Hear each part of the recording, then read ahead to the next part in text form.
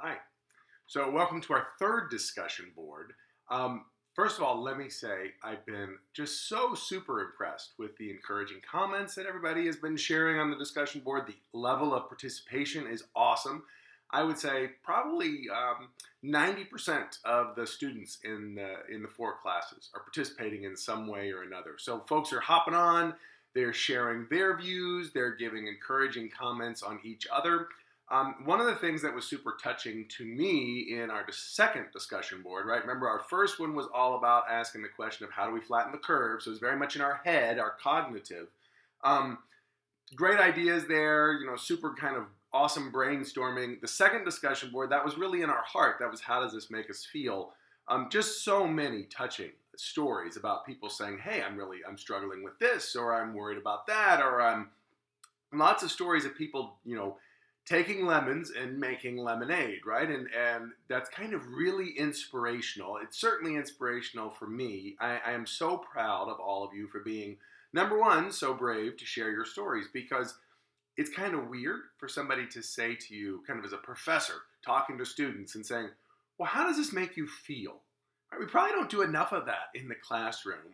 We are people with feelings, and I think we spend so much time in our head, we forget that how we feel, our attitudes towards things are important.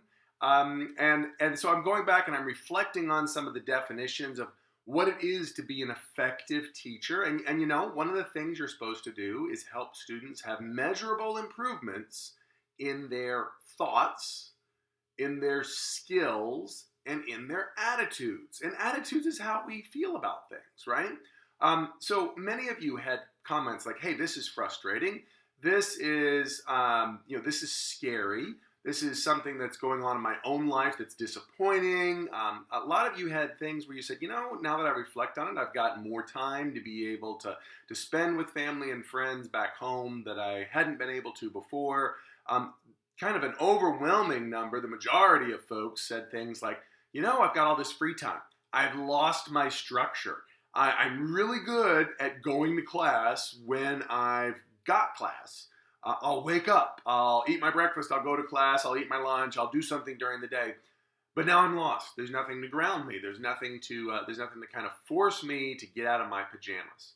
And so here's what I want us to think about on our third discussion board, right? So today I'll send you some email. It'll have an updated syllabus. Remember, a couple of rules. Number one, these 10 discussion boards are all optional, right? So this is an optional way to go up a letter grade. 10 discussion boards, 10 points. Each one, you comment on what I've posted on this YouTube video, and then you comment on one of your peers, one of your classmates, kind of what they've posted. So easy way to pick up points. Yes, these will go on next week during spring break. Because I'm guessing a lot of your other classes may be like, well, it's spring break, so I can't really ask you to do something. And I'm not asking you to do something either. It's optional, but I would strongly urge you, for your own well-being, for your own mental health, for your own kind of having some structure, stick with me. I'll be doing these discussion boards next week, the same as this week, so it'll still be an opportunity for us to kind of stay connected. Number two, when you look at these syllabi, remember everything's just going to be slid back by about a week. So we're going to do the same work, but we're going to adjust the times. I know some of you are going to say things like, but if I have a homework to turn in, how do I do it? Well, a PDF attachment to me and your TA as an email. Make sure you've got the course number and the assignment name in the subject line. That makes it super easy for us to sort them. Some of you are going to be saying, well, I've got an exam. How am I going to be able to get an exam done? It's in the syllabus, but just so we're all on the same page, I'm going to ask you, number one, to be honest and do the exam as best you can, because part of this is about adulting and, it kind of welcome to the real world. You've got to hold yourself accountable, but where it's feasible and you've got somebody else around that can essentially serve as your proctor, I'm going to ask you to have somebody else peek in on you and essentially sign on the exam. Yep, nope, I took a look at them. They had their book put away. They only had, whatever the appropriate materials were for the exam, a page of notes, or they had their pencil and their calculator. But I'll send out the exams, distribute them via mail, collect them back. You take, pictures and send them back as a PDF so we can grade them. But I'm going to ask you, so for those of you that are like, hey, I need somebody to proctor my exam and I'm anxious, I'm trying to figure that out. For my classes, I'm going to ask you, number one, to be honest, and I'm sure you already are. And I'm going to ask you, number two, where it's feasible to have somebody else serve as your proctor. So in other words, whether it's a sibling or a parent or, somebody that's a housemate or somebody that's there sharing with you where you're living, have them see when you're going to take the test, have them check in on you, make sure you've got your stuff put away, and then just ask them to sign a note at the top of the exam that says, yeah, no, I checked in and they did this, they were accountable. I'm doing that because that gives me an extra level of kind of credibility with folks kind of higher up the food chain, right? I mean, professors still respond to university administrators, and so making sure that I've done the best I can to ensure the security of test and the integrity of the testing process, that's important. So what you've noticed is that I've talked about a whole lot of things to do. We're going to have a syllabus that's got an updated schedule. We're talking about how do we submit our assignments. We're talking about how do we do exams, right? These are skills, these are actions, these are activities. So this third discussion board, I'd really like to focus in on our skills. We've done, like I said, discussion board 1, cognitive. How are we going to flatten the curve? What does it mean, right? We've talked about how are we feeling, so the heart, the attitude, the emotive. Today, I'd like you in the discussion board to reflect on the skills section. Now, not the skills of like, well, how I'm going to take my exam, because I've just told you that, right? I'll email it to you. You'll have somebody else take a peek at it. But I'm looking at the skills, the kind of the life hacks you're using to get through your day. Because one of the things I noticed in the second discussion board on the kind of like the how it's making you feel is that an overwhelming number of people said, because I've lost my schedule, I'm kind of, merging and becoming one with my couch. These posts were like, so I go to class, but how do I make sure that I go to online? An online class, I'm supposed to get up and log on to a class at 8 a.m. in the morning. Oh, it'd just be so much easier to do that 8 p.m. at night. Well, here's the deal. That's probably not the kind of routine you want to get yourself in. It's probably not the life hack you want to do. I'll give you an example of one of the things I did. I like to eat cookies. I like to eat cookies and milk. I oftentimes eat cookies and milk with my kiddos, so all of that's normal. But I usually eat cookies from a box. I'll get some Oreos, I'll open them up, we'll put them on some plates. And the reason I do that is because I just don't really have a lot of time to make cookies. If you think about it, I'm like running around, there's different activities, So one of the life hacks I did yesterday was bake cookies with kids. Now you might think like, really?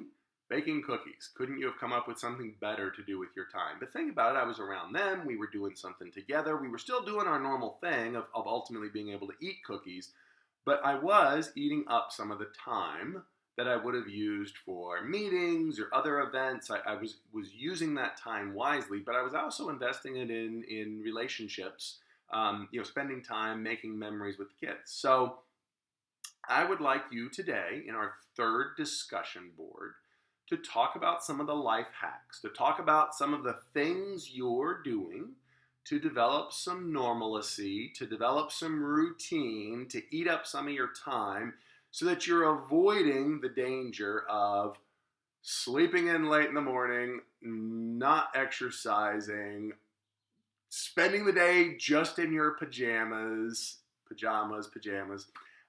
going through the day where you're just like becoming one with your sofa or your easy chair, or maybe not even getting out of bed. The reason why I bring this stuff up is because things like good sleep hygiene is important. You might think like, well, what do you mean by sleep hygiene? Well, if you do all your homework laying in your bed, your body's going to feel that laying in your bed is a place where you're supposed to be awake and thinking and working. And it's not. It's supposed to be the place where you relax and go to sleep. So here's what happens. If you turn your bed into your study space, your body starts to think that your bed is a place for your brain to be working instead of resting. And if that's the case, you'll start to have difficulty sleeping. And if you don't sleep very well, you'll start to be kind of deprived of sleep, and your immune system will get weaker, because when we're deprived of sleep, it creates stress in our bodies. And when we have stress in our bodies, it lowers our immune system. And so you'll be more likely to get sick. And I'm not just talking about sick from this particular flu that's passing through us right now. I mean, your springtime allergies will get worse. Your normal colds will get worse. Because even though we're doing this like social isolation and all these things around this one particular virus, all the other normal sicknesses are there.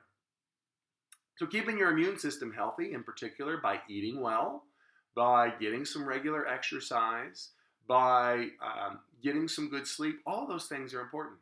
So today, for discussion board number 3, let's share with each other the life hacks we're using to keep ourselves engaged, to keep our time on task, to keep our brains active and interested in our schoolwork, to find ways to stay online and following our classes, to find ways to get ourselves up out of bed.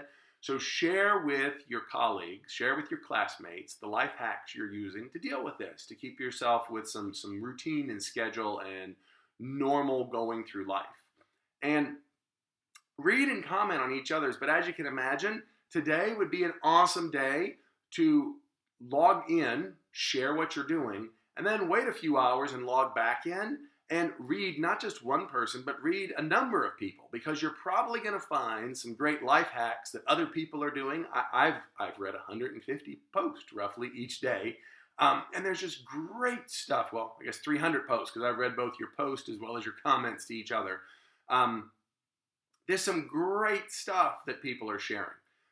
And so, yeah, it's kind of tempting to just like watch social media or watch the news. You've got some amazing classmates that are sharing some absolutely brilliant ideas. What a great opportunity to learn from each other. So reading through other people's posts, offering them a quick word of encouragement, whether you think it's particularly brave that they've shared something, or you're particularly proud to know them, or you hear the pain that they've got in what they're writing, and they're not alone, and you're here to listen and here to help. So today's post, discussion board number 3, share your life hacks. How are you dealing with life today, so that you put some normalcy in it, so that you don't merge and become one with your sofa, so that you're not spending all your time binge watching Netflix. How are you keeping yourself active, healthy, good sleep hygiene, good schedule going forward with your classes? What are the skills you're using so that you can adapt to the new reality of what we have in our classes?